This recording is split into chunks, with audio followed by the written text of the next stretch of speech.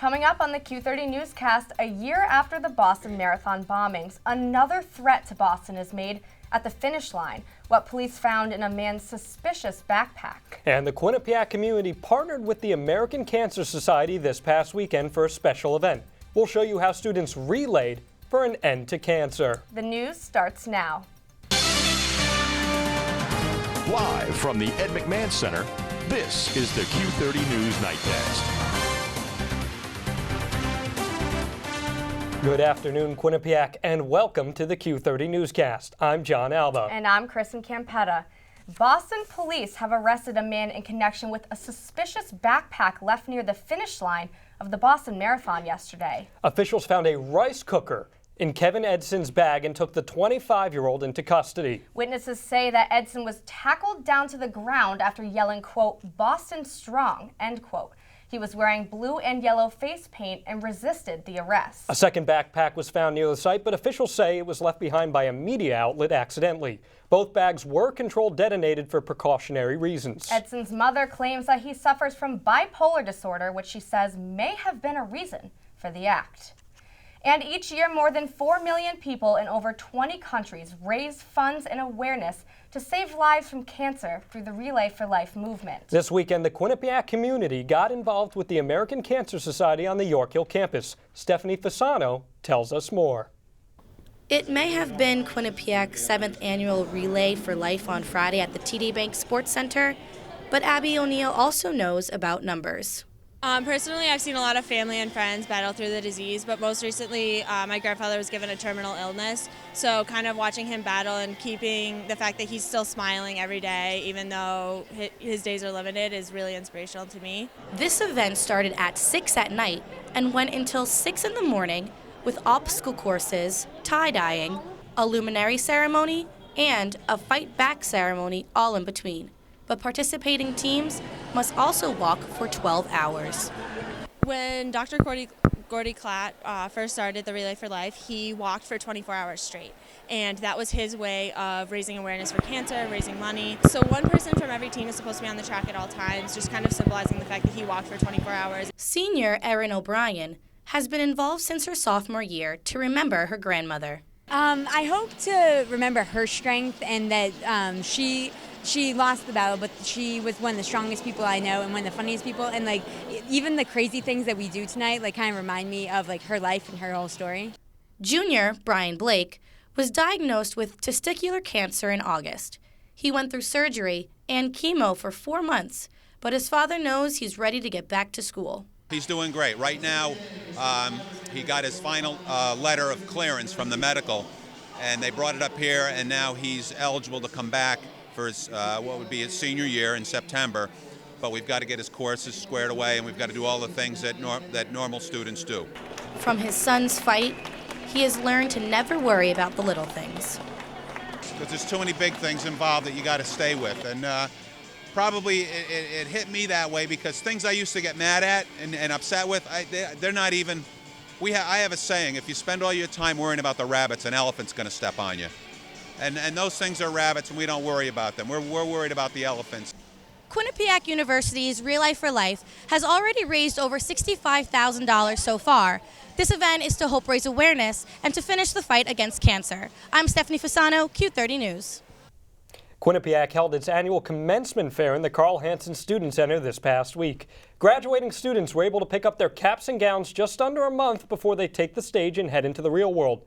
And while many were excited, it also hit close to home for many seniors. It makes me feel so old, but really I'm so excited about graduating, and I really can't believe that I've been here for the past 4 years, and it's really been the best time of my life. Being a senior, like, you know what's going on, what to do, but like you see like all the freshmen, you're just like, I wish I could just go back and like relive our youth again, but it's still exciting because you're going to the real world being like a real person.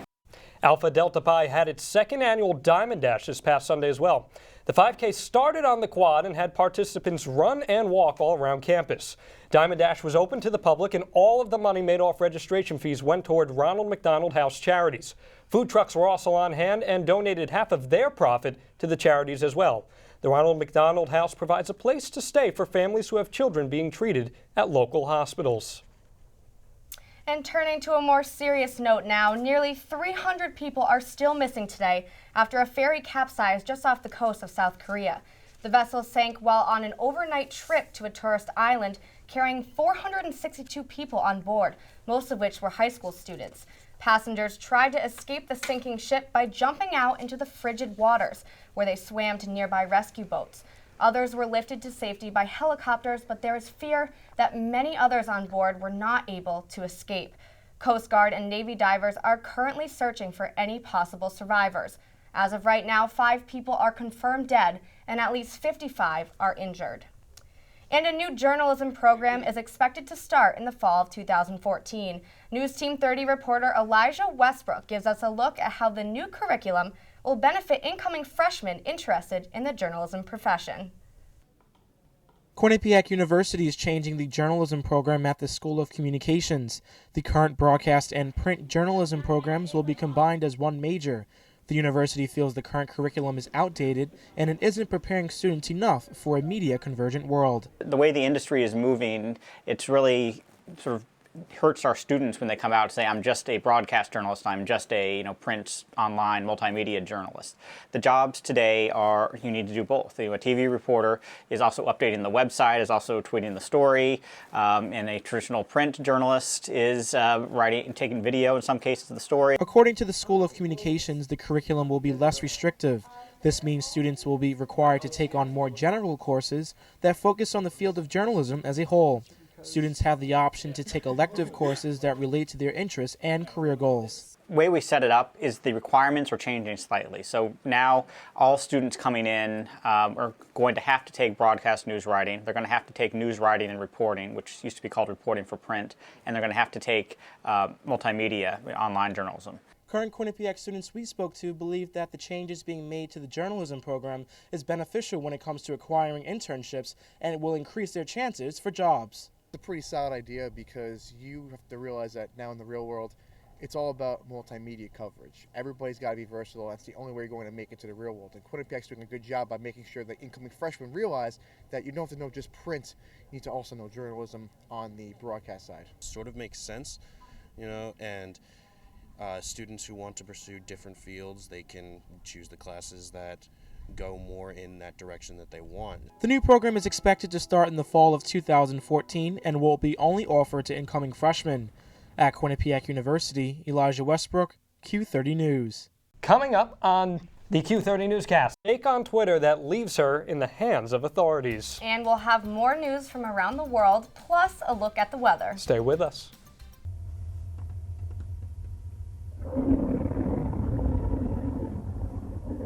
I could really go for a Ray and Mike sub right now. Come to Ray and Mike's and try our Philly chicken with cheese for just over $4, giant cheesesteak subs, and mouth-watering boar's head sandwiches for as low as $4.75. Q-Cash accepted just a mile down the road on Whitney, here at Ray and Mike's. The Bobcat Shop, located at 1010 Sherman Avenue in Hamden. Your #1 choice for Bobcat merchandise. The Bobcat Shop features 2 floors of countless styles and colors. With a full 19,000 square foot screen printing and embroidery operation on the premises, Campus Customs and Simplify can design and decorate any garment or promotional product as quickly as needed. Stop in and say hi. A 14-year-old Dutch girl has been arrested after implying a terrorist attack on American Airlines in a tweet. The Twitter user @QueenDemetria_X went by the name Sarah and tweeted at the airline Sunday claiming to be a terrorist named Ibrahim and to be a member of Al-Qaeda. She said that there would be, quote, something big, end quote, happening on June 1st. American Airlines notified authorities of the threat, which was followed by a meltdown on her account, where the girl claimed it was just a joke made by her friend. The girl turned herself into the police and has been charged with posting a false or alarming announcement under Dutch law. The username has since been suspended. So, John, it's sunny out now, but right now, while we were all sleeping, it was sleeting and snowing a little bit, and there were some accidents this morning, and it's April. I mean, that's ridiculous.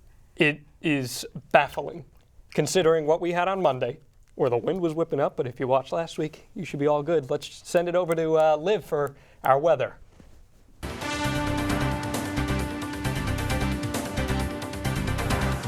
Thank you, John. Thank you, Kristen. Mother Nature seems to be taking us for a loop this spring. I thought that spring was upon us, but apparently she thought differently early this morning when it started to snow. So hopefully for the rest of spring, we'll stay very, very warm, because I don't know about you guys, but I'm done with the snow for now. So to look at our national forecast, as you can see over in Boston, it's 43 degrees, and in New York, 45 degrees, so we warmed up a lot this afternoon. In California, it's 63 in Los Angeles, 64 in Los Angeles and 63 in San Francisco, so they're definitely feeling that spring weather. And if we look over here in Florida, 82 in Miami, and in Orlando it's 75, so Florida's feeling that summer weather. Hopefully they can send some of the warmth up to us in Connecticut. Now let's take a look at our local forecast. Our local forecast is pretty much all in the 40s, mid-40s, high 40s, but mostly mid. In Hartford, it's 45 degrees, and down in New Haven, 43 degrees, so at least we're not freezing. Now to take a look at the radar.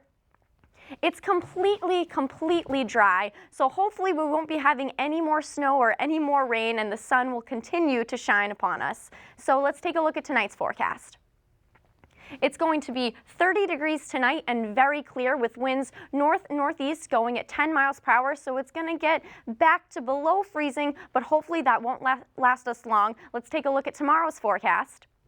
Finally, 52 degrees and sunny, winds at east-northeast going at 13 miles per hour. So hopefully this warm spring weather will stick with us and Mother Nature won't send us any more surprises. Let's take a look at our 7-day forecast. Our 7-day forecast looks very promising, mostly partly cloudy for the whole week, maybe a little bit of rain on Tuesday, but pretty much we're going to be all in the 50s, and even on next Monday, it's going to be 61 degrees. So that's all we have for weather for you this week. I'm Liv Dufault. Back to the desk. Thanks, Liv. The biggest problem, Kristen, is the wind. I know. It's actually warmer than, than you think it is. It can be 55 degrees, which isn't that bad, but when the wind whips up, it automatically just turns itself into some type of 30-degree outpour, which is just the absolute roughest part of that. And we'll transition from weather into world, and we talked about the South Korean ship earlier on. And that's obviously a tragedy itself, but things aren't getting easier anywhere else. No, I know there's some trouble in Ukraine again, but you know, let's throw it over to Nikki. I'm sure she has more information about what's going on in the world.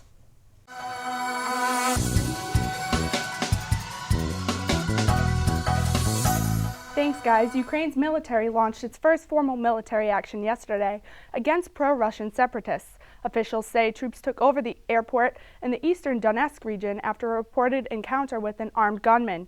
This military action comes just one day after a Ukrainian ultimatum expired for protesters to put down arms.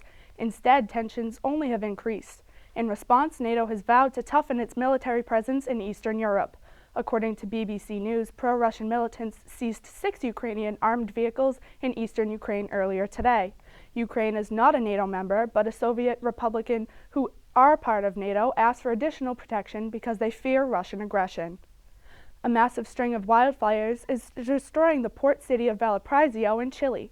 The flames have destroyed at least 2,900 homes and killed at least 15 people so far. According to reports by the Huffington Post, Chile's forestry agency says it could take as long as 20 days to fully extinguish the inferno. The fires began this past Saturday and quickly spread due to strong winds and the dense populations of people living throughout the hilltops of the city.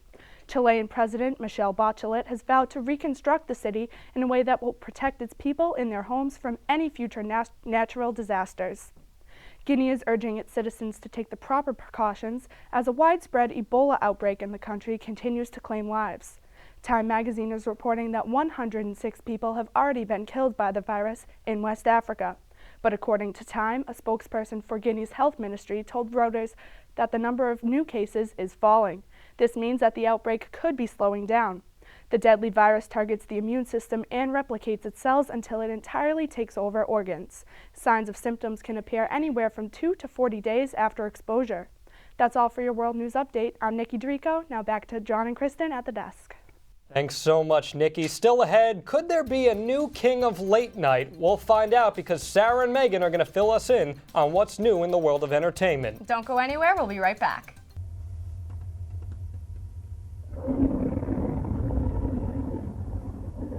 I could really go for a Ray and Mike sub right now.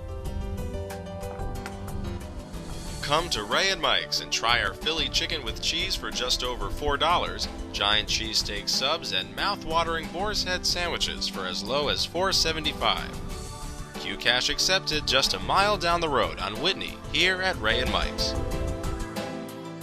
The Bobcat Shop, located at 1010 Sherman Avenue in Hamden. Your #1 choice for Bobcat merchandise.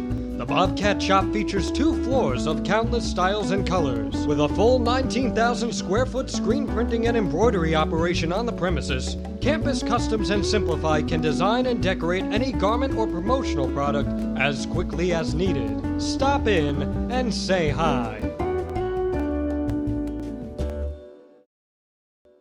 Q30's Late Night with Kevin Carroll program will have its last show taping this Thursday evening. Our own Taylor Poplar sat down with Kevin and his producer staff as they prepare for the seniors' farewell show. From the Piazza at Quinnipiac University, it's Late Night with Kevin Carroll. It was back in October that Quinnipiac's first late night show premiered in front of a live studio audience. Now 8 episodes in, the cast and crew of Late Night with Kevin Carroll are prepping for Kevin's final show and the start of a new chapter. You know, I'm doing all I can to keep the spirits up, hence the bubble machine, but it's not really working too well, Tay. I'm gonna be honest with you, it's very depressing. I'm gonna miss it so much. In his time serving as Quinnipiac's late night star, Kevin has been viewed nearly 6,000 times on YouTube, and his show has become a popular attraction for Quinnipiac students. It has been nothing short of amazing. I couldn't have asked for a better way to top off my Quinnipiac career. I have the whole crew, not just myself, to thank for that. So, and Rebecca and Summer obviously are a huge part of it as well. Rebecca and Summer are the executive producers of Late Night. Their journey began after Rebecca had a dream while riding the train to her summer internship. She envisioned Kevin hosting a late night show, and since she was an orientation leader with him, she texted him her idea, and the show was born. Honestly, I knew it was going to be great. I knew whether people watched it or not, I was going to put 100% into it. And Kevin, along with his team, did just that.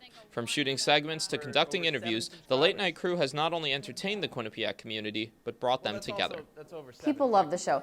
People really love the fact that they can come out to the show and be in the live audience. I think that has kind of brought us a kind of a bigger name on campus. And from Kevin's perspective, laughter is key and has been the ultimate goal the entire time.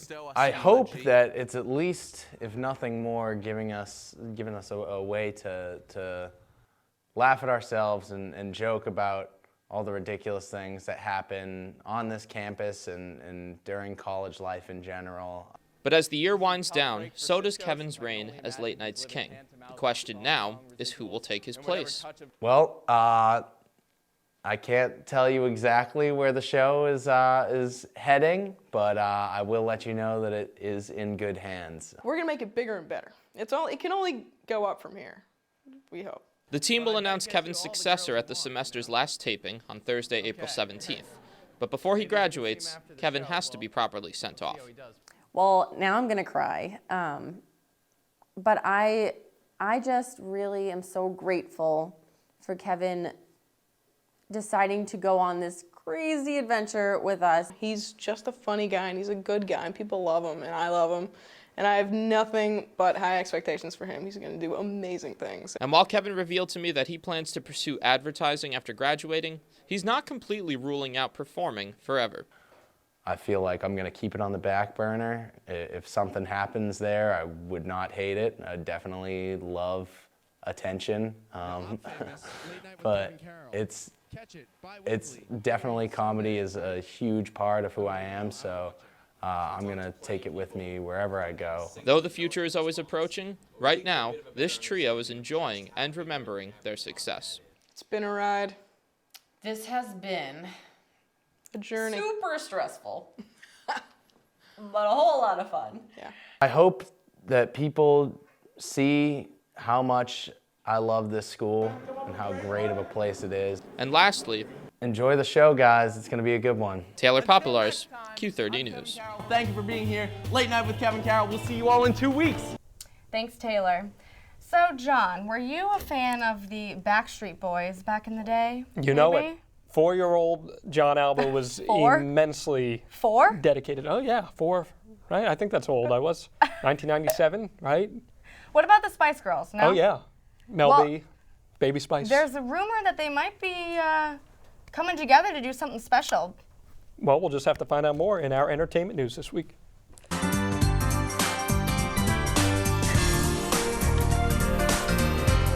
Thank you, guys.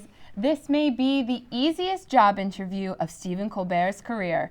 Colbert will appear as a guest on the Late Show with David Letterman. It was announced on Thursday that Colbert will be replacing Letterman when he retires in 2015. This will be the first time Colbert sits down with Letterman since the announcement. You can tune in to CBS on April 22nd to get a glimpse at what the Late Show could look like with Colbert behind the desk. And sorry, 90s girls, but another one of the Backstreet Boys is now married. Nick Carter and his longtime girlfriend Lauren Kitt tied the knot on Saturday. Bandmates Brian Littrell and AJ McLean made the announcement for their friend on the red carpet of the MTV Awards last Sunday. The two also spoke to the rumors of a future tour. It was rumored that the Backstreet Boys might team up with the Spice Girls, and while the guys were enthusiastic about the possibility, they didn't know any specifics. McLean said, quote, "We'll have our fingers crossed," end quote. The Backstreet Boys will continue their current tour throughout the U.S. and Canada in the fall. Miley Cyrus canceled 2 of her concerts this week due to hospitalization from an allergic reaction. The singer announced yesterday that her show in Kansas City would not go on. And just before 10 a.m. this morning, Miley tweeted out that she would regretfully not be making her show in St. Louis tonight because the hospital was not ready to let her go. The arena said that she had a severe allergic reaction from antibiotics. Cyrus's doctors have placed her on medical rest, but she is still able to tweet from her hospital bed.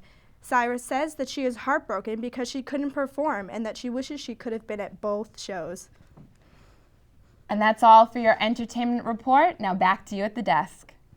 Thanks, ladies. Still ahead, a 22-time Olympic medalist is making a comeback. Find out which Olympian is not ready to give up the competition just yet. And we got all the details on the Quinnipiac spring sports action, and we'll find out what they've been up to after the break.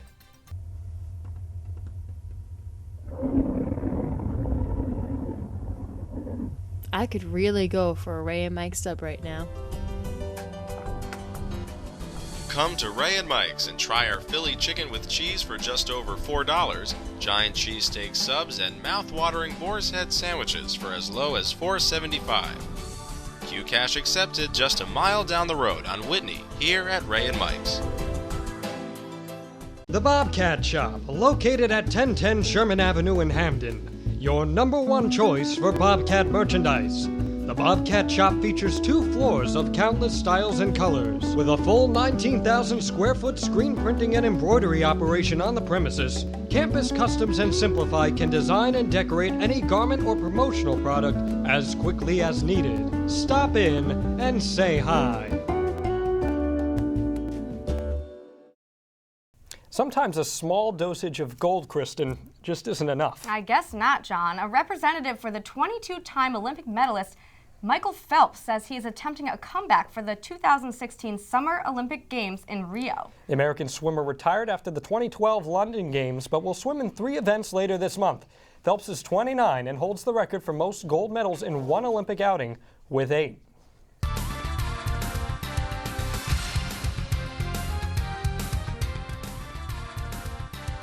Jumping the gun all day today. I know, you're just so excited. I am so excited because the sports action is heating up as the weather is supposedly heating up. Yep. We have Nikki Barrett here to tell us some more, except you're not going to be talking as much about what's been happening outside, but what happened indoor this past winter. Yes, I am. While the spring season is well underway, the men's ice hockey team continues to receive accolades coming out of their long season. Freshman Sam Annis has won the 2014 Tim Taylor Award for being the National Rookie of the Year. Annis is the first player from Quinnipiac to receive the award. He leads the Bobcats and all rookies in the nation with 22 goals and 47 points this season. According to head coach Rand Pecknold, Annis, along with seniors Connor and Kellen Jones, formed one of the best lines in all of college hockey. In other men's hockey news, it was announced this Monday by Harbor Yard Sports and Entertainment that the Bobcats will compete in the first ever Frozen Hockey Classic next season. The tournament will take place at the Webster Bank Arena in Bridgeport, Connecticut on December 27th and 28th. Joining Quinnipiac will be UConn, Sacred Heart, and national champion Union. Bobcats rival Yale will replace Union in 2015 to make the tournament an all-Connecticut affair. The men's lacrosse team tried to continue their strong play against Canisius this past weekend. The Bobcats were trailing 11-5 heading into the fourth quarter. The team would then rattle off 5 consecutive goals to cut the lead to 1. A last-second shot attempt from Dylan Webster would miss the net and Bobcats would come back, would fall short. Quinnipiac freshman midfielder Zach Vahar won 19 out of the 25 faceoffs and scored a goal on his way to being named MAC Rookie of the Week. That does it for sports. For more on Quinnipiac sports throughout the week, follow us on Facebook and Twitter at Q30 Sports. Well, Nikki, thank you so much for that. And we're going to break the fourth wall here for a second because for many of you watching, you may be unaware, but this is actually Kristen's final show with us. Kristen is graduating next month.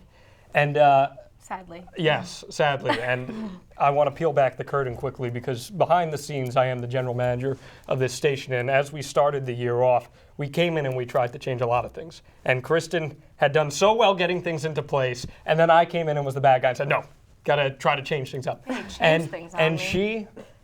She came in and demonstrated an unbelievable amount of leadership and poise in the process. Thank you. And it has been a privilege to not just work with you, but behind the scenes, but also here on this desk. And as executive producer of the newscast, I'm sure you have some final words. Yeah. Well, thank you for that, speech. You got it. But yeah, it's been truly an honor to work on Q30 News for 4 years. I mean, I've been doing this since first semester freshman year, so Q30 holds a very special place in my heart, and it's really sad that I'm going to be leaving and this is my last show, but I know you guys will do amazing things without me, and I can't wait to come back and see what it is, 3-4 years from now. But I just want to thank everyone who worked with me on Q30 News and made it so special. Well, thank you for all the hard work you've put in. I know I speak for the rest of the staff as well in echoing those sentiments. Well, that's going to do it for Q30 News this week, unfortunately, but we'll be back next week, same time, same place. And make sure that you stay updated all week long by following us on Facebook and Twitter at Q30 News and by visiting our website at Q30television.com. You better be doing that. I will, I promise. Okay. All right, good. Have a good night, everyone.